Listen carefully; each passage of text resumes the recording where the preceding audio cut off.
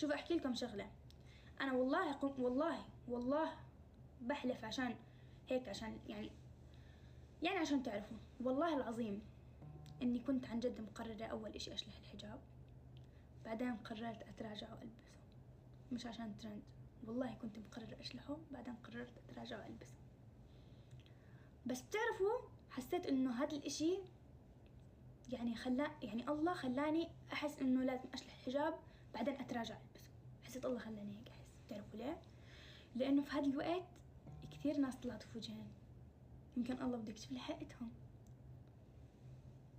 خلص الترند تماما يا رايح، خلص الترند والله خلص.